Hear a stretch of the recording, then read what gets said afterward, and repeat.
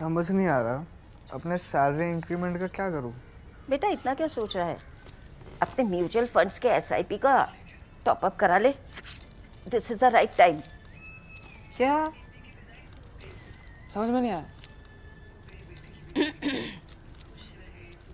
बेटा इतना क्या सोच रहा है? अपने म्यूचुअल फंड्स का एसआईपी टॉपअप करा ले। This is the right time. अब समझा।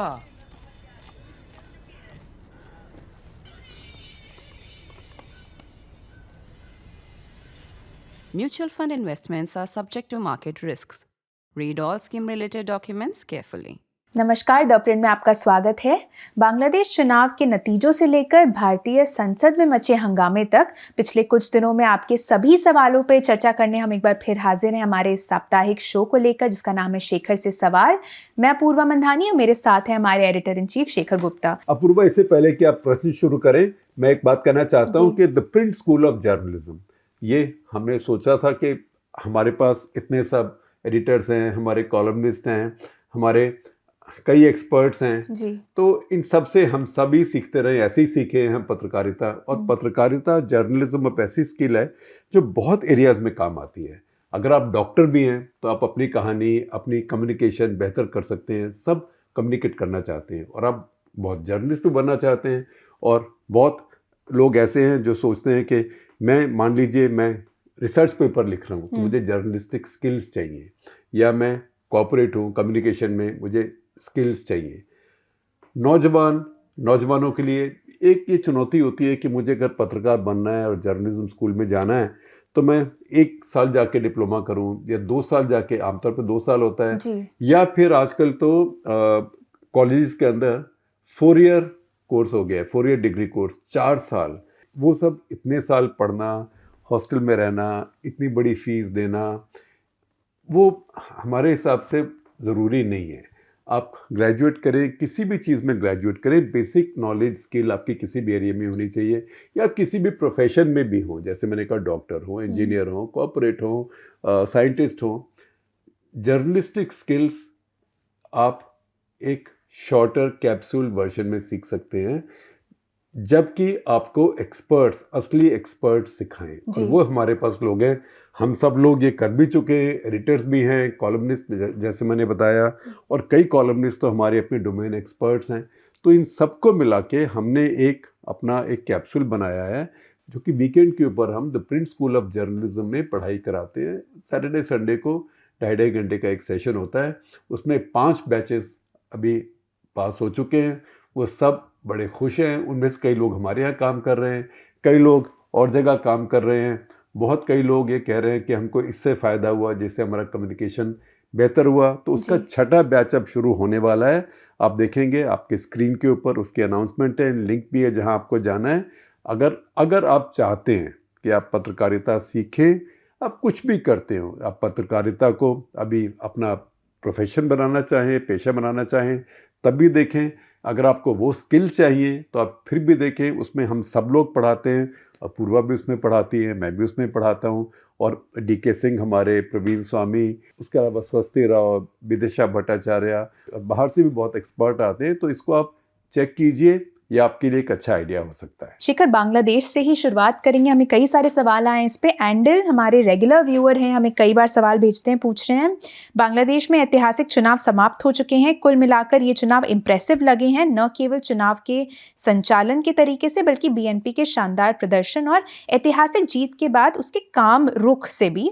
क्या आपकी टीम वेस्टर्न डेमोक्रेटिक जगत में मिस्टर तारिक रहमान के सपोर्ट बेस या समर्थकों के बारे में बता सकती है? देखिए, बांग्लादेश में अभी तक बाइपोलर पॉलिटिक्स चल रही है शुरू से मतलब आप कहें कि पहले तो सिर्फ अवामी लीग ही थी, लेकिन उसके बाद जब से वो डेमोक्रेसी वापस आई ज़ियाउर रहमान के बाद एक तरह से, तो तब से 2 पार्टी सिस्टम हो गया है। एक तरफ अवामी लीग और एक तरफ बीएनपी।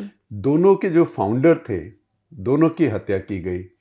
शेख मुजीबुर रहमान की हत्या की गई 1975 में 15 अगस्त को, और उसके बाद ज़ियाउर रहमान जो डिक्टेटर बन गए थे, उसके करीब 1 साल के बाद उनकी भी हत्या की गई। एक की विधवा पार्टी बना के उसके नेता बन गए बीएनपी, जो खालिदा जिया, जिनका भी देहांत हुआ है। और एक की बेटी, वो बेटी भी इसलिए बच गई थी क्योंकि वो विदेश में थी, नहीं तो उनके सारे परिवार को शेख मुजीब के मार दिया गया था, उनके छोटे से भाई को भी मार दिया गया था। तो ये दो पार्टियां चल रही हैं और ये दोनों विक्टिम हैं, और दोनों के जो फाउंडर थे वो फ्रीडम फाइटर थे बांग्लादेश के। शेख मुजीब तो खैर नेता थे ही उनके सबसे बड़े, लेकिन जो जियाउर रहमान थे वो भी फौज में मेजर थे, पाकिस्तानी आर्मी में मेजर थे, पाकिस्तानी आर्मी की ईस्ट बंगाल रेजिमेंट जो बोलते थे जी। उसमें मेजर थे, सिलहट में पोस्टेड थे। तो उन्होंने अपने सीईओ को गोली मारी, पाकिस्तानी सीईओ जंजुआ, कर्नल जंजुआ उसका नाम था, पंजाबी, उसको गोली मारी। और वो और कुछ ऑफिसर वहाँ से निकल के आए और उन्होंने एक टेम्प्रेरी रेडियो में ब्रॉडकास्ट किया कि बांग्लादेश आज़ाद हो गया। तो दोनों एक तरह के फ्रीडम फाइटर्स के परिवार चला रहे हैं और महिलाएं चला रही थी। अब ये वोट इधर से उधर होता है, उसमें बीएनपी जीती है। सबसे अच्छी बात तो ये है बांग्लादेश में कि क्लियर रिजल्ट है जी। अगर इसके अंदर मेस्ड अप रिजल्ट होता, क्योंकि एक उम्मीद थी, उम्मीद मतलब उनकी जो चाहते थे, जिसमें मोहम्मद यूनुस भी हैं कि मेस्ड अप रिजल्ट आ जाए तो हम यूनिटी गवर्नमेंट बनाएंगे, सबको मिला के उनकी सरकार बनाएंगे। और आप याद रखिए कि इस चुनाव के साथ एक दूसरा बैलेट पेपर भी था, वो रेफरेंडम का था, जनमत संग्रह। रेफरेंडम किस चीज़ पे था? जुलाई चार्टर। वो कई रिफॉर्मर, कुछ पार्टी, सबको मिला के जुलाई में पिछले साल उन्होंने कहा एक नया चार्टर के देश में हम क्या रिफॉर्म करेंगे। तो रिफॉर्म ये बाहर से लाए गए हैं, ये रिफॉर्म तो पार्लियामेंट ने नहीं किए हैं, और ये कोई कॉन्स्टिट्यूएंट असेंबली भी नहीं थी, ये तो एक तरह से आपने एनजीओ बना दिया। तो उसमें कई रिफॉर्म ऐसे हैं जो कि टॉक्सिक हो सकते हैं। जैसे कि कहा गया कि आपका अभी तो वहाँ पे यूनिकैमरल हाउस है, मतलब एक सदन है, दूसरा सदन नहीं है। जैसे हमारे यहाँ एक लोकसभा है, उनके यहाँ एक लोकसभा है, हमारे यहाँ राज्यसभा है। वहाँ राज्यसभा इसलिए नहीं है कि वहाँ राज्य ही नहीं है। बांग्लादेश फेडरल देश नहीं है, वो यूनिटरी देश है। लेकिन फिर कहा गया कि अब एक अपर हाउस बनेगा, वो अपर हाउस डायरेक्टली चुना जाएगा या सिलेक्ट होगा लोअर हाउस के द्वारा अपने प्रोपोर्शन के ऊपर। तो अब मान लीजिए लोअर हाउस में इस समय 2/3 के थोड़े से ऊपर बीएनपी के आए हैं, तो उनके 2/3 से थोड़े से ऊपर अपर हाउस में भी होंगे। फिर कहा गया कि दोनों हाउस मिलके वोट करेंगे और एक राष्ट्रपति चुनेंगे, और वो राष्ट्रपति ऐसा वैसा नहीं होगा, उस राष्ट्रपति के पास कुछ खास ताकतें होंगी जो प्रधानमंत्री के ऊपर होंगी। तो उस समय बहाना तो ये लगाया गया कि हमारा प्रधानमंत्री डिक्टेटर बन गया तो उसको डिवाइड करना चाहिए, लेकिन ये कहीं चलता नहीं है। श्रीलंका ये करके देख चुकी है, वहाँ चला नहीं, कहीं ये चलता नहीं है। देश को चलाना है तो उसमें इस तरह से आप डिवाइड नहीं कर सकते हैं अथॉरिटी को। तो अब ये चुनाव हुआ है, बीएनपी आई है, लेकिन रेफरेंडम को भी 79%, क्योंकि लोगों को तो एक लाइन का रेफरेंडम था कि आपको जुलाई चार्टर मंजूर है कि नहीं। ये नहीं बोला था आपको इसमें राष्ट्रपति चाहिए या राष्ट्रपति की स्पेशल पावर चाहिए, किसी ने पूछा नहीं, बहुत चीज़ें उसके अंदर हैं जी। तो अब उसको नई सरकार को संभालना पड़ेगा। दूसरी बात ये भी सोचने की है कि देखिए चुनाव हो गया, सरकार आ गई, सबसे बड़ी बात हाथ जोड़ के कहता हूँ कि यूनुस साहब वापस जाएंगे, क्योंकि 1.5 साल में उन्होंने बहुत नुकसान किया है। एक तरह से मैं कहूँगा बांग्लादेश का भी नुकसान किया है, क्योंकि उनके जो दिमाग में अपनी कुछ फिक्सेशंस थी, उनसे उन्होंने बांग्लादेश की फॉरेन पॉलिसी, स्ट्रेटेजिक पॉलिसी को बहुत शिफ्ट कर दिया, जो कि एक केयर टेकर सरकार को नहीं करना चाहिए था। और ये नॉन स्टॉप पाकिस्तानी आर्मी के विजिट्स या उनके पास विजिट्स, और बिल्कुल ऐसा इंप्रेशन क्रिएट कर बनाना कि हम पाकिस्तान के साथ गठजोड़ कर रहे हैं इंडिया के खिलाफ। बांग्लादेश और इंडिया बिल्कुल जुड़े हुए हैं, उनका एक दूसरे के बिना गुजारा नहीं है, हमारे को भी उनकी ज़रूरत है। अब जैसे उन्होंने बार बार कहना शुरू कर दिया कि 7 सिस्टर्स आइसोलेटेड हैं, 7 सिस्टर्स लैंडलॉक्ड हैं। अरे आप भी तो लैंडलॉक नहीं हो, आपके पास थोड़ा समुद्र है, लेकिन 3 तरफ तो आपके भी भारत ही है ना। तो थोड़ा अक्लमंदी की बात करनी चाहिए, लेकिन उनकी थी नहीं, एक ईगोमेनिया था। तो शुक्र है ऊपर वाले का कि वो अब कम से कम नमस्ते करके जाएंगे यहाँ से, क्योंकि अगर ये मेस्ड अप वर्डिक्ट होता तो उस मौके का फ़ायदा उठाते। ये बात ख़त्म हुई, क्योंकि वो एक तरह के डिक्टेटर बन गए थे और अपने आप अपनी तरह का पॉपुलिज्म कर रहे थे। वो गए, शुक्र है भगवान का कि वो गए, भगवान का जिसको आप मानते हैं उसका शुक्र है कि वो गए। उनका एक रोल था केयर टेकर का, क्योंकि उनकी क्रेडिबिलिटी थी, लेकिन उनको इसमें इतने बड़े बड़े पॉलिसी डिसीजन नहीं लेने चाहिए थे जो कि अब नई सरकार अगर रिवर्स करेगी तो उसका फिर स्ट्रीट के ऊपर खास करके, क्योंकि जमात इस्लामी हारी है लेकिन उसकी 70-80 सीटें तो आ गए ना 80 के आसपास। जमात इस्लामी की तो बहुत ना के बराबर थी। और उसके अंदर एक और भी गहरी चीज़ है, और गहरी चीज़ है, अच्छी बात है कि तारिक रहमान मेच्योर बातें कर रहे हैं, भारत सरकार भी उनके साथ कांटेक्ट में होगी, और वो गए भी थे खालिदा के मरने पे, उनको एक पत्र भी दे के आए मोदी जी का जयशंकर। लेकिन ये जो इलेक्शन है ये करेक्ट इलेक्शन नहीं है। इस इलेक्शन में और पाकिस्तान के इलेक्शन में एक सिमिलैरिटी है, वो ये है कि उन्होंने अपना चुनाव किया था, उसमें अपनी सबसे बड़ी पार्टी जो उससे पहले की रूलिंग पार्टी थी पाकिस्तान तहरीक इंसाफ, इमरान खान, उसको इलेक्शन से डिस्क्वालीफाई कर दिया। किस पावर से किया? बेसिकली आर्मी की पावर से किया। इस केस में जो इसके पहले जो रूलिंग पार्टी थी, सबसे बड़ी पार्टी थी अवामी लीग, उसको आपने पार्टिसिपेट नहीं करने दिया। उसकी वजह से चलिए बीएनपी भी आसानी से जीत गई, शायद वो वैसे भी जीत जाती, लेकिन उसकी वजह से जमात इस्लामी को स्पेस मिल गई। लेकिन ये इलेक्शन उस हद तक ये परफेक्ट नहीं है, परफेक्ट तो खैर कुछ नहीं होता, उस हद तक ये ठीक नहीं है, क्योंकि आपने सबसे बड़ी पार्टी को बैन कर दिया। और वो किस अथॉरिटी में किया, किस कॉन्स्टिट्यूशन में किया, तो वो एक तरह से स्ट्रीट पावर से किया। तो ये चुनाव होना चाहिए था, चाहे शेख हसीना मां नहीं भी होती, लेकिन अवामी लीग को कंटेस्ट करने देना चाहिए था, चाहे उसकी 25 सीटें ही आती, 10 आती, 20 आती, हो सकता है कोई ना आती, तो पीपल जो है, पीपल पावर जो है, उसको रिजेक्ट कर सकती थी।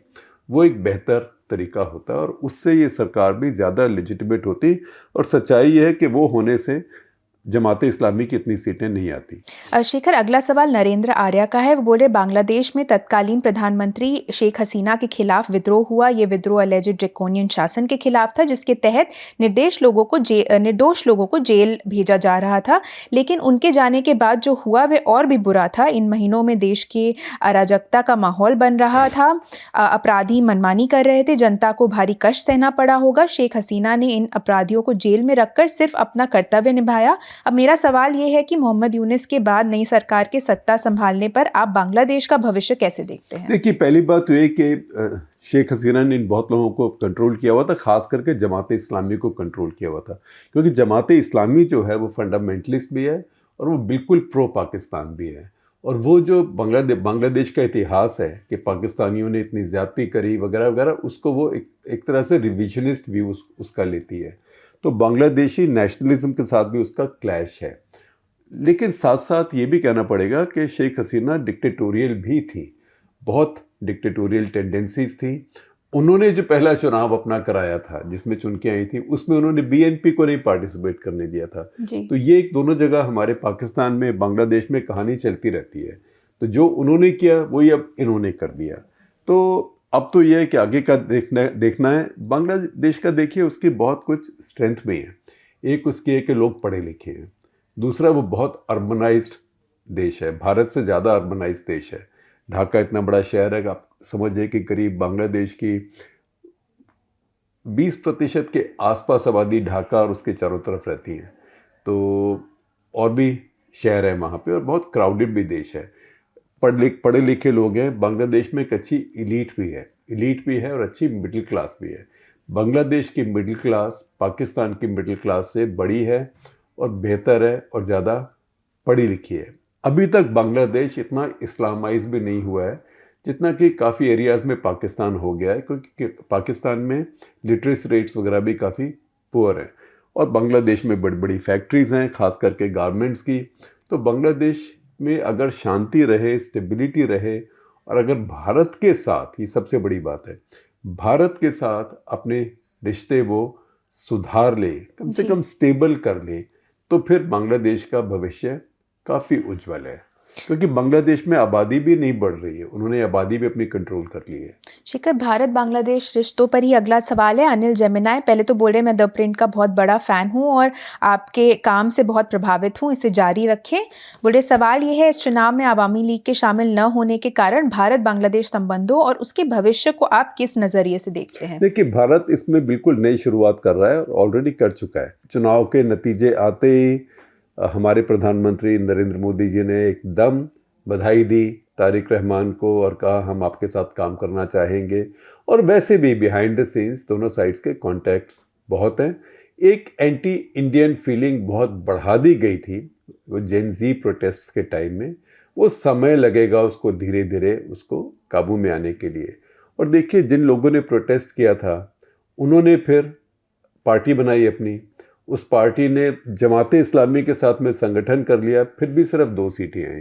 तो उनको पॉपुलर सपोर्ट तो है नहीं, लेकिन सड़क के ऊपर 2000, 5000, 10,000 लोग इकट्ठा करना, हमारे क्राउडेड देश हैं, कोई इतनी असंभव चीज़ नहीं होती है जी। तो वो फिर अभी थोड़ी देर एंटी इंडियनिज्म स्ट्रीट पे वहाँ चलेगा तो नई सरकार भी फूक फूक के कदम रखेगी। हमारी सरकार को भी मुझे पता है कि ऐसा पता है, लेकिन कुछ समय अभी 2-3 महीने हमारे बीच में टेंशन के रहेंगे जब तक कि असम और वेस्ट बंगाल के चुनाव ना हो जाएं, क्योंकि वहाँ पे बांग्लादेशी इमिग्रेशन, या जैसे असम में हिमंता बिस्वा शर्मा कहते हैं मियाँ मुस्लिम, जो कि बांग्लादेश या ईस्ट पाकिस्तानी एक्सट्रैक्शन के हैं, वो बात कही जाएगी कि घुसपैठिया, तो उससे बांग्लादेश में भी एक रोष होगा। तो अभी 3 महीने में सोचता हूँ थोड़ा धीरे चलेगा, लेकिन फिर भी भारत सरकार को भी ये पता है कि बांग्लादेश के साथ हमको स्टेबलाइज करने अपने रिश्ते, चाहे वो किसी को भी चुने। ज़रूरी नहीं है कि वो शेख हसीना का हम बदला निकालें बांग्लादेश से। और दूसरी बात, बांग्लादेश में भी जो भी सत्ता में आएगा, तो पता ही है कौन आएगा, उनको भी पता है कि भारत के साथ हमको अपने रिश्ते सुधारने हैं। जितने मोहम्मद यूनुस ने बर्बाद किए हैं वो सुधारने में समय लगेगा। और इसीलिए सबसे बड़ी बात की खुशी मुझे इसी बात की है कि वो अभी यहाँ से अपना सामान लेके जा रहे हैं। बांग्लादेश से जाएंगे कि नहीं मुझे पता नहीं, लेकिन सत्ता से जा रहे हैं। शेखर, अगला सवाल इनका ये एंडल का ही एक और सवाल है, हल्का लंबा सवाल है। बोल रहे हैं अभी शायद जल्दबाजी होगी, लेकिन क्या आपको लगता है कि वे मोहम्मद यूनिस, वो रहमान के बारे में पूछ रहे हैं, मोहम्मद यूनिस के नेतृत्व वाली बांग्लादेश सरकार और अमेरिका के बीच हाल ही में हुए तथाकथित secret deal, alleged secret deal पर आगे बढ़ेंगे, जिसमें ऐसा प्रतीत होता है कि अमेरिका को बांग्लादेश के बाजार में विशेष रूप से अमेरिकी कपास के लिए मुफ्त पहुँच प्रदान की गई है। बदले में अमेरिका में बांग्लादेश के कपड़ा बाजार के लिए निरंतर समर्थन का आश्वासन दिया गया है। बोल रहे आपने सफल कपड़ा उद्योग को और बढ़ावा देने के अलावा ये कदम मुख्य रूप से cotton raw material supply chain पर भारत के कंट्रोल का मुकाबला करने और अमेरिका के साथ हमारे अंतरिम समझौते के तहत भारत के अपने टेक्सटाइल इंडस्ट्री अपॉर्चुनिटीज़ का लाभ उठाने के लिए टारगेटेड लगता है। क्या बांग्लादेश के लिए इसे बड़ी सफलता बनाने में शामिल लंबे समय और लॉजिस्टिक्स संबंधी चुनौतियों को देखते हुए भारतीय कपड़ा एक्सपोर्टर्स को वास्तव में बहुत ज़्यादा चिंतित होना चाहिए? देखिए, आपने काफ़ी तफसील से सवाल पूछा है, डिटेल में। मैं आपको 1-2 बातें बताता हूँ। पहली बात तो ये जो एग्रीमेंट हुआ है बांग्लादेश का और अमेरिका का, ये सीक्रेट नहीं है, ये पब्लिक है। दूसरी बात ये है कि बांग्लादेश को ऑलरेडी कपड़ों के एक्सपोर्ट के ऊपर LDC स्टेटस है। तो कई देश हैं जिनको LDC मतलब लीस्ट डेवलप्ड कंट्री, सबसे कम डेवलप, सबसे कम विकसित देश जी। तो वो जो देश हैं उनको अमेरिका भी और यूरोप भी, उनको GSP बोलते हैं ट्रेड में, जनरल सेल्स प्रेफरेंस। सो उनसे कपड़े 0 ड्यूटी पर ही इंपोर्ट होते थे, तो वो GSP उनके पास है। अब ट्रंप को तो GSP पसंद नहीं है, लेकिन ये जो कॉटन इंपोर्ट की बात है, इसके अंदर बहुत क्या बोलते हैं, एक फोकलोर है। हिंदी में बचपन में हम सुनते थे किंवदंती, आजकल कोई यूज़ नहीं करते। फोकलोर, बनी बनाई बात है कि इंडिया की सप्लाई चेन खराब हो जाएगी, इंडिया की कॉटन कौन खरीदेगा। सच्चाई है कि भारत इस समय, बड़ी बदकिस्मती की बात है और बड़ी बदकिस्मती की बात है कि भारत इस समय बहुत बड़ा कपास का आयातक है, इंपोर्टर है। 2013 में भारत दुनिया में सबसे बड़ा कपास का एक्सपोर्टर था। हमारी कपास की फसल इतनी ख़राब होनी शुरू हुई उसके बाद में, क्योंकि हमने अपने बीजों को डेवलप ही नहीं किया। हमने जो नई जनरेशन के GM सीड्स थे वो आने ही नहीं दिए। जो हमारे देश में भी डेवलप हुए वो भी हमने अलाउ नहीं किए। तो जो हमारे सीड्स हैं वो पुराने हो गए, और जो पेस्ट होते हैं, कीड़े वगैरह होते हैं, वो उनसे रेजिस्टेंट हो गए थे 2008-9 तक की। तो उसके बाद बहुत हमारे पास जो कॉटन का सीड है नया वाला, वो स्मगल होके भी आ रहा है, ब्लैक मार्केट भी है। लेकिन फिर भी हमारी जो कॉटन की यील्ड है, जो हमारी पैदावार है, वो उससे इस समय चीन की पर हेक्टेयर पैदावार आप सोचिए 4 गुना ज़्यादा है, 4 गुना। तो हमारी जितनी थी उससे हमारी करीब आधी हो गई है अपनी पैदावार से। तो हम इस समय बड़े कॉटन के, कपास के आयातक हैं। इस समय करीब 50 लाख बेल्स कॉटन की हम आयात कर रहे हैं। ये ठीक है कि हम 15 लाख निर्यात भी कर रहे हैं, हो सकता है कुछ बांग्लादेश भी जा रहा हो, लेकिन वो लो क्वालिटी की, लो प्राइस की कॉटन है। तो 15 का हम निर्यात कर रहे हैं, 50 का हम आयात कर रहे हैं। हमारी जो टेक्सटाइल इंडस्ट्री है, कपड़े की इंडस्ट्री है, गारमेंट इंडस्ट्री है, वो अभी भी ऑलरेडी आयातित कपास के ऊपर निर्भर है। और हमारे यहाँ कुछ कपास तो हमेशा आयात होती रही है, जबकि हम निर्यात भी बहुत करते थे। उसको लॉन्ग स्टेपल कॉटन कहते हैं। लॉन्ग स्टेपल कॉटन, जिससे कि अच्छा कॉटन बनता है। जैसे मान लीजिए कमीज मैंने पहनी हुई है, कॉटन की है जी। ये लॉन्ग स्टेपल के कॉटन से बनती है। तो ये लॉन्ग स्टेपल वैरायटी हम भारत में ग्रो नहीं करते हैं, ये अमेरिका से भी आती है। तो बांग्लादेश को एक कहा गया कि अगर आप हमसे ये आयात करेंगे, इसका कपड़ा बनाएंगे, तो आपको ड्यूटी फ्री है। मुझे लगता है कि जो हमारी ट्रेड डील भी फाइनली आएगी उसमें भी ऐसा कुछ लिखा होगा। हम अमेरिका से ऑलरेडी करीब $500 बिलियन का कॉटन का आयात करते हैं। शेखर, अगला सवाल विवेक कुमार का है। बोले मेरा सवाल है कि पाकिस्तानी और कुछ अन्य अंतर्राष्ट्रीय नैरेटिव ये है कि पाकिस्तान द्वारा भारत के खिलाफ मैच का बहिष्कार करने और फिर आईसीसी द्वारा पाकिस्तान और बांग्लादेश दोनों के लिए कथित तौर पर बड़ी रियायतें दिए जाने के बाद खेलने का फैसला करना भारत के लिए एक बड़ा झटका और पाकिस्तान बांग्लादेश के लिए संयुक्त रूप से एक बड़ी जीत है।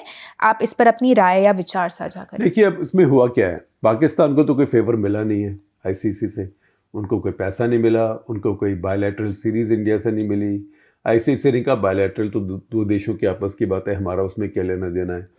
एक आपने जिसको कहते हैं कि लॉलीपॉप दे दिया बांग्लादेश को कि 2028 और 31 के बीच में आपको एक आईसीसी टूर्नामेंट मिलेगा।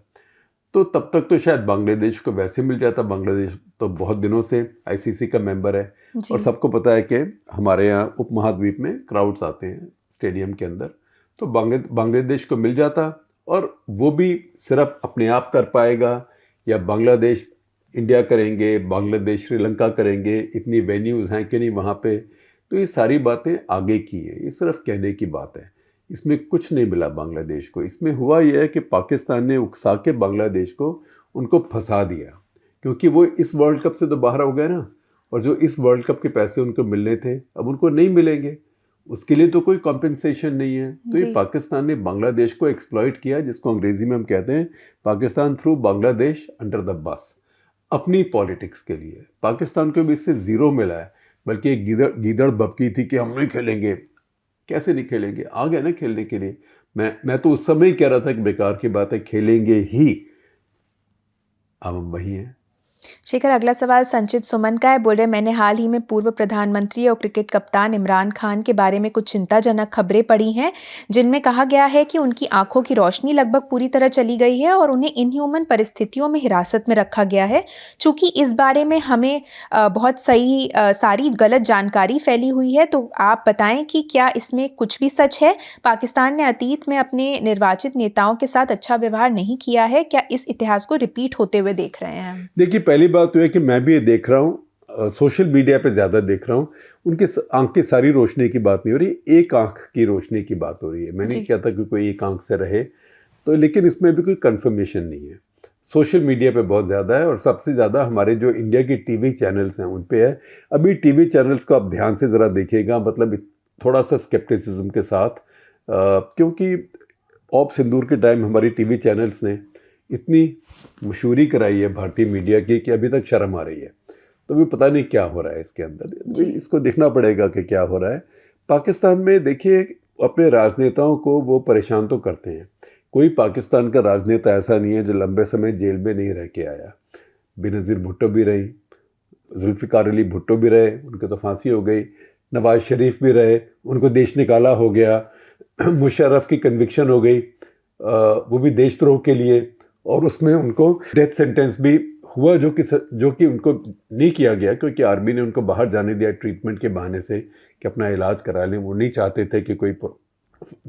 थे कि पहला चीफ कोई फांसी पे चढ़े, तो इस तरीके से उसको बचा लिया। तो पाकिस्तान में बुरा ट्रीटमेंट तो नेताओं के साथ होता है और इमरान खान के साथ भी हो रहा है। अब वो उनकी हेल्थ क्या है, किस स्थिति में है। पाकिस्तानी मीडिया में मुझे दो चीज़ें होती हैं। एक तो वो लोग जो कि सोशल मीडिया में कह रहे हैं कि उसकी हालत बहुत ख़राब है, उसको बहुत बुरा ट्रीट कर रहे हैं, उसको जान के धीरे धीरे मार रहे हैं, और कुछ ये है कि नहीं वो ठीक है, देखिए उसकी फ़ोटो वो दंड बैठक कर रहा है, उसको बाहर घूमना फिरना अलाउड है, कि बहन उनसे मिलती हैं। तो ये सच्चाई इस सब के बीच में कहीं पे होगी। लेकिन एक चीज़ और है, जो आयशा सिद्दीका हमारी कॉलमनिस्ट हैं, जी, पाकिस्तान के ऊपर लिखती हैं, बहुत जानकार हैं, अभी लंदन में रहती हैं। तो उन्होंने एक ट्वीट किया था, उन्होंने कहा था कि पाकिस्तानी आर्मी उसको नहीं मारेगी, क्योंकि अभी तक जो प्रधानमंत्री पाकिस्तान में मारे गए हैं, आर्मी नहीं मारे हैं, वो नॉन पंजाबी थे। ये इमरान खान पहला पंजाबी है, तो आर्मी उसको मारने से पहले कई बार सोचेगी, क्योंकि पंजाब पाकिस्तान का 60% है जी, और पंजाब पाकिस्तान की सेना का 80-85% है। तो पंजाब हमारी तरह नहीं कि 2.5% है देश का, उसका 85% है। तो ये एक सवाल है वहाँ पे, जो पाकिस्तानी सोशल मीडिया पे भी बहुत पूछा जा रहा है, लेकिन इसके ऊपर अभी इतनी ऑथेंटिक खबर नहीं है। अभी ये देखने की बात है कि पाकिस्तान सरकार, जो सरकार भी है, किसी समय कोई फॉरेन डिप्लोमेट्स को एक्सेस देती है इमरान खान को मिलने की कि नहीं। लेकिन इस समय अगर आप देखेंगे तो जो पश्चिमी दुनिया है, उनसे कोई प्रेशर भी नहीं है कि हमें इमरान खान को मिलने दो, क्योंकि वो सब इस टाइप के अरेंजमेंट से पाकिस्तान में खुशी रहते हैं, क्योंकि एक आर्मी चीफ से बात करनी है, सारे काम हो जाते हैं। शेखर, अगला सवाल डेव इनविक्टस का है। बोल रहे मुझे भाजपा की ओर से संसद के विरोध प्रदर्शन को शट डाउन करने की कोशिश बहुत अजीब लगी, क्योंकि जनरल नरावने की किताब में कुछ भी इतना बुरा नहीं था और ऑपरेशन स्नो लेपर्ड भारतीय सेना के लिए एक गौरवशाली क्षण था। ये सरकार कुछ मामलों में रणनीतिक संयम या स्ट्रेटेजिक रिस्ट्रेंट क्यों दिखाती है, लेकिन दूसरों में बिना किसी कारण के पूरी तरह से आपा क्यों खो देती है? इसके अलावा कई प्रमुख लोगों ने पॉडकास्ट में कहा है कि संसद का ये नाटक दोनों पक्षों द्वारा पूर्व नियोजित या प्री प्लान्ड है। क्या आपको लगता है ये सच है? नहीं, देखिए प्री प्लान तो नहीं है, लेकिन ये बात है कि ये सरकार अगर चाहती तो एक डिबेट कर सकती थी उसके ऊपर कि हमने किताब तो अप्रूव नहीं की है और उसकी सारे हम डिटेल में बात नहीं करेंगे, लेकिन जहाँ तक वो बात है स्नो लेपर्ड की, वो तो हमारे लिए फ़ख्र की बात है कि भी, जिसको हम अंग्रेजी में बोलेंगे, we stood the Chinese down. कोई चीन के टैंक आ रहे थे, वो तो उनके अपने कंट्रोल के एरिया में आ रहे थे ना, ठीक है, आपके पास आ रहे थे। अगर आपके पास आते फिर आप कुछ करते। अब ये तो नहीं कर सकते कि अपने एरिया में घूम रहे हैं, आप यहाँ से फायर शुरू कर दें उनके ऊपर एंटीसिपेशन में। ऐसे नहीं होता है। लोग कहते हैं कि जो 1967 में आपने नाथुला में आर्टिलरी फायर किया, लेकिन लोग भूल जाते हैं कि वहाँ भी पहले फायर चीनियों ने किया था। वहाँ पे हम एक कांटे की तार लगा रहे थे, जो बॉर्डर की डिमार्केशन थी। चीनियों ने आके उसको ऑब्जेक्ट किया, हमारे लोग नहीं माने, तो चीनियों के साथ उस समय उनकी सेना के अफसर के अलावा जो उनका पार्टी कमिश्नर होता है जी, पार्टी कमिश्नर उनकी आर्मी यूनिट्स के साथ रहता है, तो वो था, उसको गुस्सा आ गया, उसने फायर ओपन करा दिया। उसमें 30-31 हमारे जवान मारे गए। जब वो हुआ तो उसके बदले में इमीडिएटली उसके रिस्पांस में हमने आर्टिलरी फायर ओपन किया, जिसमें पे काफ़ी पीछे चाइनीज़ मारे गए, उनके एक दो हेडक्वार्टर टाइप चीज़ें भी हिट हो गई, उनका बहुत नुकसान हुआ और उसके बाद युद्ध विराम वहाँ पे हो गया। उसमें उन्होंने पहले फायर किया था। अगर आप कभी गैंगटॉक जाएं, छुट्टी पे सिक्किम जाएं, तो आप बड़े आसानी से टूर बुक कर सकते हैं नाथुला का। मेरे ख्याल सप्ताह में 3 दिन या 4 दिन वो वहाँ पे कोई भी टूरिस्ट जा सकता है। वहाँ जाके देखिए, वहाँ जब बॉर्डर का पॉइंट है, वहाँ पे एक पुरानी जंग लगी हुई तार है, वो अभी तक प्रिजर्व की हुई है हमारी सेना ने, एक तरह से मेमोरियल सन 67 के लिए। वो तार हमारे जवान लगा रहे थे, जबकि चीन की तरफ से फायरिंग हुई, जिसके जवाब में हमने आर्टिलरी इस्तेमाल करी। तो ये जो स्नो लेपर्ड था, ये फ्लॉलेसली कैरिड आउट था। चीनी अपने आप, उन्होंने खुद कहा कि अच्छा हम बात कर लेते हैं, बहुत नज़दीक हो गए ताकि झगड़ा ना हो जाए। उसके बाद वो बात फिर सेटल हो गई, उसमें कोई डिस्कस करने में कोई सरकार को नुकसान नहीं था।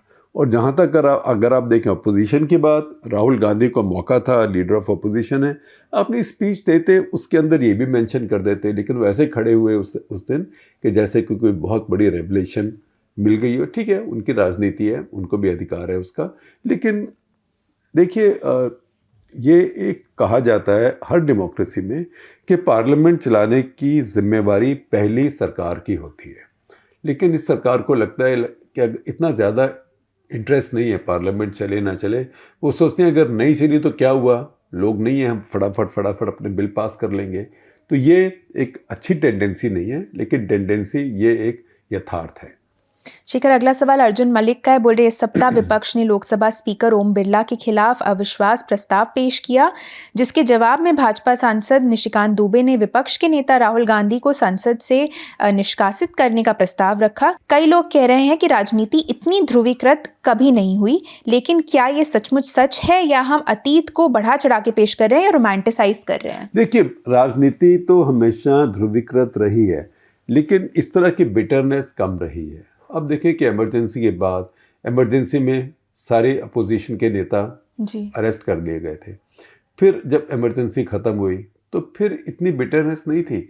जो इमरजेंसी के जो कॉन्स्टिट्यूशनल अमेंडमेंट्स थे, जो 42nd था, उसके बारे में आप ज़्यादा जानती हैं, वो कांग्रेस ने मिल के जनता पार्टी के साथ उनको वापस किया, उनको रिवर्स किया, ज़्यादातर को रिवर्स कर लिया, कुछ को नहीं किया, फंडामेंटल ड्यूटीज़ वगैरह को नहीं किया, लेकिन बाकी सबको रिवर्स कर लिया, एक साथ मिलके किया था। ठीक है, एक बार चरण सिंह ने इंदिरा गांधी को अरेस्ट किया, वो था कि आपने हमें किया, हम आपको करेंगे। 1 या 2 दिन, मेरे ख्याल 1 ही दिन हुआ था उनका, तो उसके अलावा वो नहीं हुआ। इस समय इसमें कई चीज़ें आती हैं। एक, इस बीजेपी की पॉलिटिक्स और तरह की है, दूसरी इस समय सोशल मीडिया है, तीसरी इस कांग्रेस की पॉलिटिक्स पे अलग तरह की है, क्योंकि कांग्रेस अब काफ़ी समय सत्ता से बाहर रही है।